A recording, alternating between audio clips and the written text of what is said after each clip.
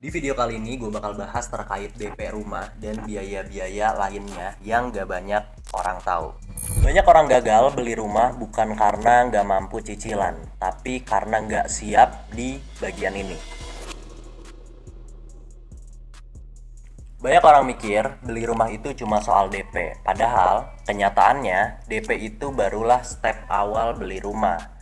Karena setelah itu masih ada biaya-biaya lainnya dan disinilah banyak orang mulai kaget. Kenapa? Karena biaya-biaya awal itu nominalnya juga cukup besar. Oke, kita mulai pembahasan dari DP dulu.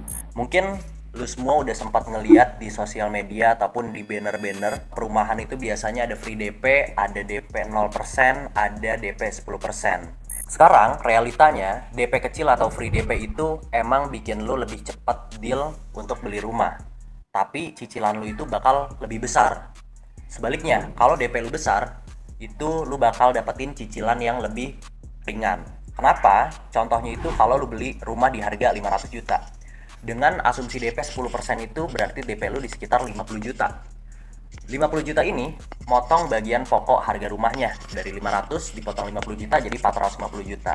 Dan 450 juta itu yang lu ajukan pinjaman ke pihak bank. Itu kalau lu pakai DP. Kalau free DP, memang lu enak di awal. Lu nggak ngeluarin DP, mungkin lu hanya ngeluarin uang booking fee. Tapi total pengajuan lu ke pihak bank itu jadi 100% harga pokok rumahnya.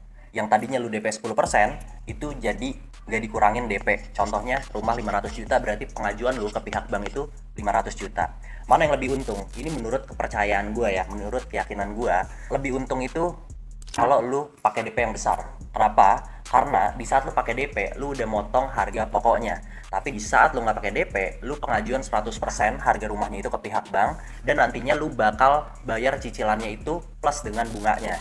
Gitu. Kalaupun lu dengan DP, cicilan lu itu akan lebih ringan. Tapi kalau tidak dengan DP, cicilan lu itu akan lebih tinggi dibandingkan kalau lu pakai DP. Jadi ini bukan soal mana yang paling enak, tapi mana yang sesuai sama kondisi lu saat ini.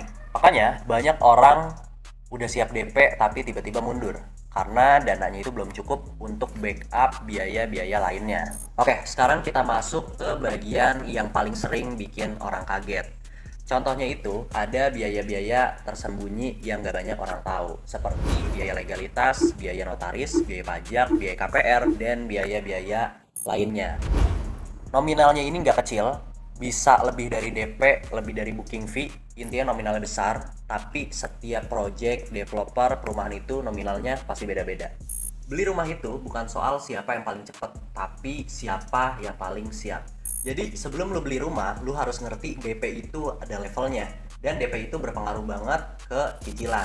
Selain itu, ada biaya-biaya tersembunyi di belakangnya.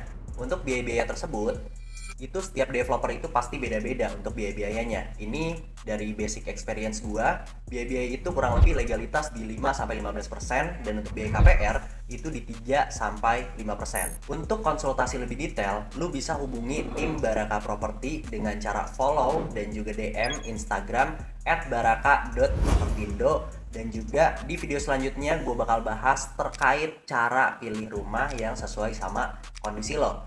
Subscribe channel ini sekarang dan ikutin terus roadmap rumah pertama.